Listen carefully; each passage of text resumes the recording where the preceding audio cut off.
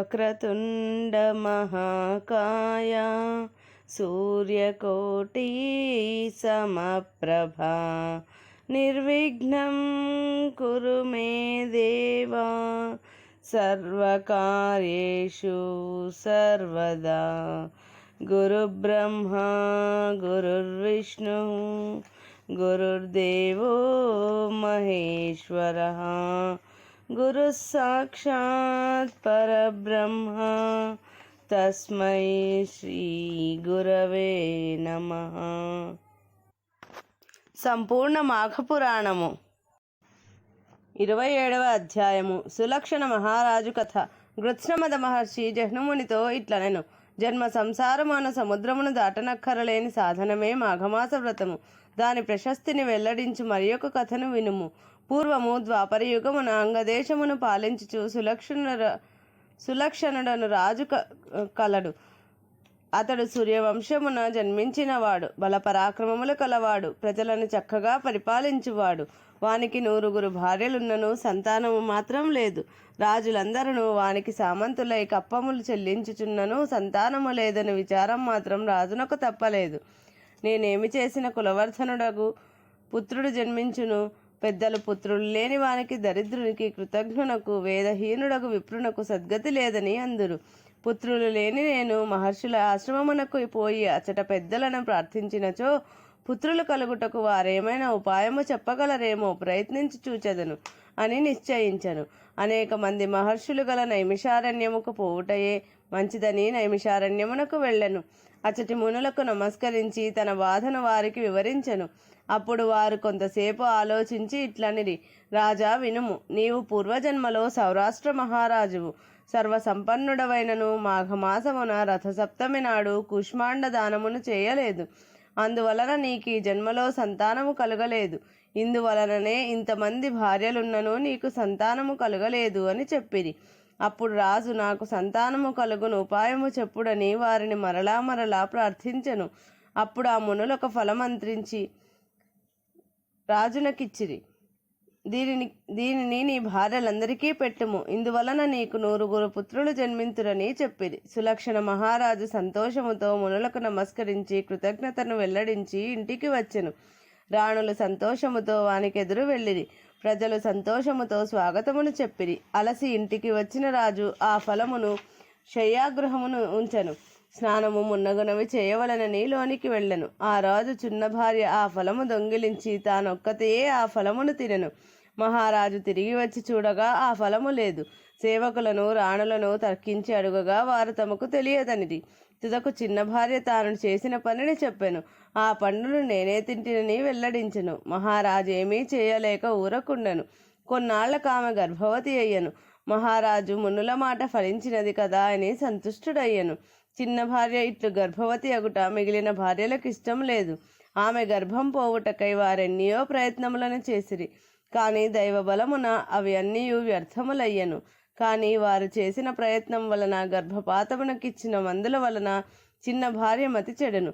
ఎవరికీ తెలియకుండా అడవిలోనికి పారిపోయెను. ప్రయాణపు బడలికకు ఆమె అలసెను. ఒక పుత్రుని కని ఒడలు తెలియకపడి ఉండెను. గుహలోనున్న పులి రాజు చిన్న భార్యను ఒడలు తెలియకపడి ఉన్న బాలింతని ఈడ్చుకొని పోయి భక్షించెను. అప్పుడే పుట్టిన బిడ్డ రక్తపు ముద్దగా నుండి దుఃఖించుచుండగా హంసల గుంపు వచ్చి రెక్కలను చాపి ఎండ మున్నగు వాని బాధ ఆ శిశువునకు లేకుండా చేసినది. తేనె పండ్ల గుజ్జు మున్నగు వానిని బాలునకు పెట్టి ఆ పక్షులు వానిని రక్షించినవి. బాలుడును పక్షుల పెంపకమునకు అలవాటు పడి అచటనే తిరుగుచుండెను.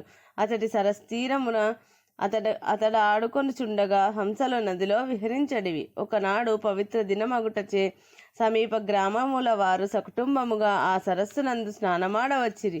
అట్లు వచ్చిన వారిలో 2 భార్యలుండి సంతానము లేని గృహస్థుడొకడు వారితో పాటు స్నానమునకు వచ్చెను. అచట తిరుగాడుచున్న బాలుణ్ణి ముచ్చటపడి ఇంటికి కొనిపోయెను. ఈ బాలుడెవరు, ఎవరి సంతానము, ఇట్లడవిలో ఏల విడువబడెను అని ఎంత ఆలోచించినను వానికి సమాధానము దొరకలేదు. వనమున జలమున గర్భమున ఎచటనున్న వానినైనను రక్షించి పాలించువాడు శ్రీమన్నారాయణమూర్తియే కదా. ఆయనయే నాకు ఈ బాలుని ఇట్లు చూపినాడని తలచెను. బాలుని ఇంటికి కొనిపోయెను. సవతులైన వాని భార్యలిద్దరును ఆ బాలుని తానే రక్షింపవలేను. అతడు తనకొక్కదానికే కుమారుడని తలచి వారిలో వారు వివాదపడిరి. అచట ఆ బాలుడు 2 సంవత్సరములు పెరిగెను. బాలుని విషయమున సవతుల వివాదమును పెరిగెను. నా కుమారుడని పరస్పరము కలహించుకొనిరి. నేను పోషింపవలైను అంటే నేను పోషింపవలైనని జగడమాడుకొనిరి. చివరకు పెద్ద భార్య ఎవరికీ తెలియకుండా ఆ బాలుణ్ణి అడవిలో విడిచివచ్చెను. తరువాత ఇంటికి వచ్చిన గృహస్థు ఎంత వెతికినను బాలుడు కనిపించలేదు. అడవిలో విడువబడిన బాలుడు ఏడ్చుచు ఇంటి వలనున్న తులసి పొద వద్దకు వెళ్ళెను. అచ్చట నిలిచెను, కూర్చుండెను, పడుకొనెను. తులసి స్పర్శ వలన బాలునకు ఆ వనమున ఎట్టి ఆపదయూ రాలేదు. శ్రీహరి అనుగ్రహమున వానికి రాత్రి గడిచినది. ఎవరునూ లేని ఆ బాలుడు ఏడ్చుట తప్ప మరేమీ చేయగలడు? వాని దైన్యము, నిస్సహాయత ఆ అడవిలో ఉండు పశుపక్షాదులలోని జీవలక్షణమునకు పిలుపైనది. అడవిలో గల ప్రాణులు, మృగములు, పక్షులు అచటికి వచ్చినవి. బాలుని నిస్సహాయత, దైన్యము వానిలోని దివ్య లక్షణములను మేల్కొల్పి వానిపై జాలిని కలిగించినవి. ఆ ప్రాణులను కన్నీరు కార్చినవి. ఒకరి భాష మరొకరికి తెలియని రాజకుమారుడు, పశుపక్ష్యాదులు ఇట్టి సహానుభూతి నందినప్పుడు మరి ఒక మానవుడున్నచో వాడెంత దుఃఖించునో కదా. అట్లే బాలును పక్షియో మృగమైనప్పుడు వారు దుఃఖించునో కదా. అట్లే బాలుడును పక్షియో మృగమైనప్పుడు వాని దుఃఖము ఎట్లుండునో కదా. బాలుడు పశుపక్ష్యాదులు విభిన్న జాతుల వారైనను వారిలోని పరమేశ్వరుని అంశకు జీవాత్మ మూలము ఒక చోట నుండి దేవుడి నుంచి వచ్చినదే. అది ఏ దివ్యత్వము. కానీ విచిత్రమేమనగా బాలునికి తన జాతిదే అయిన ఆ స్త్రీ వలన ఆపద వచ్చినది. ఆ విప్రుణ్ణి మొదట భార్య ఆమెలోని దివ్యత్వము లోపించినది. సృష్టి విచిత్రమని అనుకొనుట తప్ప మనకే సమాధానమును తోచదు. ఇది ఏ భగవంతుని లీల. అట్లు వచ్చిన పక్షులు, మృగములు బాలునిపై జాలిపడినవి. పక్షులు ఎండ వానిపై పడకుండా రెక్కలతో నీడను కల్పించినవి. తమ విచిత్ర రూపములతో వాని మనస్సును శోకము నుండి మరల్చినవి. మృగములను తేనె, ముగ్గిన పండ్లు వంటి ఆహారములను వానికి తెచ్చి ఇచ్చినవి. ఈ విధముగా మృగములు, పక్షులు వానికి తాము చేయగలిగిన ఉపచారములను చేసి వాని దుఃఖమును మాన్పించి తమ ఉపచారములచే వాని ఆకలిని తీర్చినవి. బాలుడు తులసి పొదలో ఉండుట, తులసిని చూచుట, తాకుట మున్నగు పనులను అతర్కితముగా చేయుటచే పవిత్ర తులసీ దర్శన స్పర్శనాదుల వలన దైవానుగ్రహము అతడు పొందగలిగెను. తన జాతికి చెందని పశుపక్ష్యాదుల సానుభూతిని, ఉపచారములను పొందెను.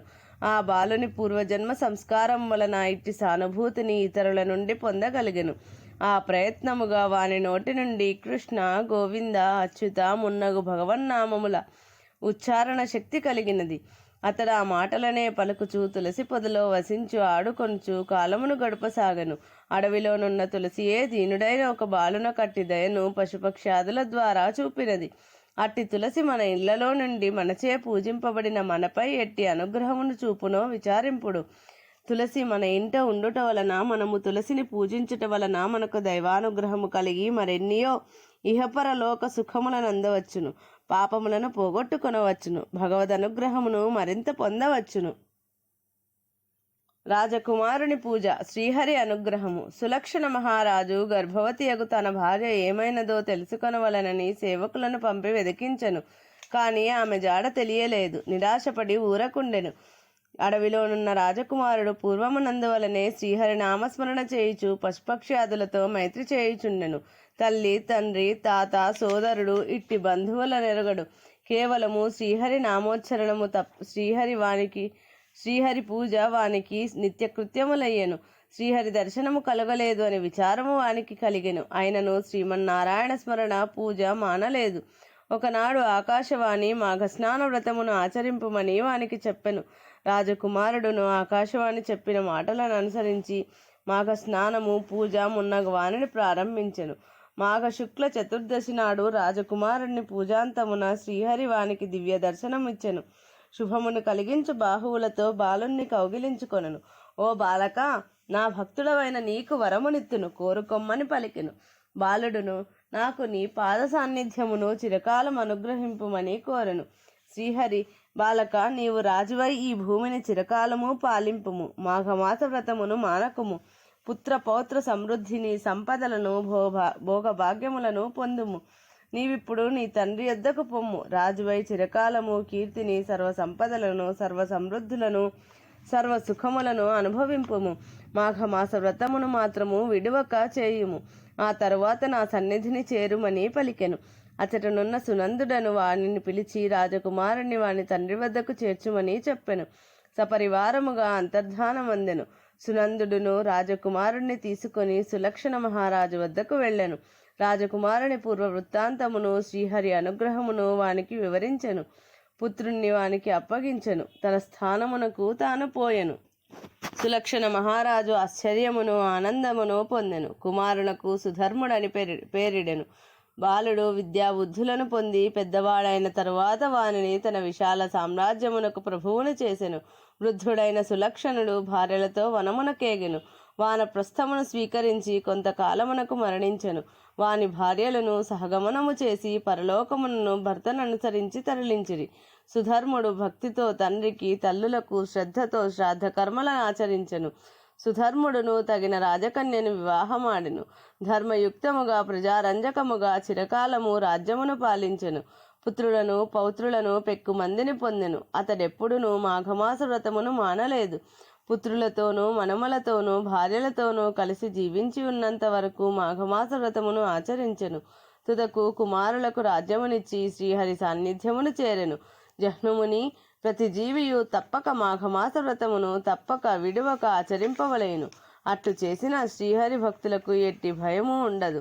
ఈ వృత్తాంతమును వినినవాడును విష్ణు భక్తుడై మాఘమాస వ్రతమును ఆచరించి విష్ణు ప్రియుడై ఇహపరలోక సుఖములనంది శ్రీహరి సాన్నిధ్యమునందును. సందేహము లేదు అని జహ్నుమునికి కృష్ణవద మహర్షి చెప్పెను.